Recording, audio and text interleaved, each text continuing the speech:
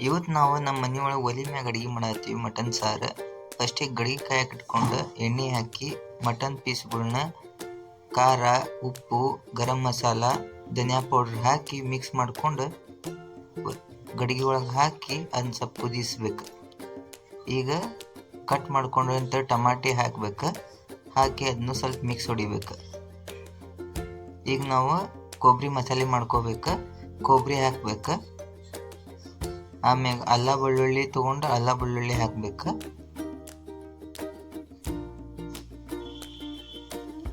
ಏಲಕ್ಕಿ ಹಾಕ್ಬೇಕು. ಕಾಳು ಮೆಣಸು ಹಾಕ್ಬೇಕು. ಚಕ್ಕಿ,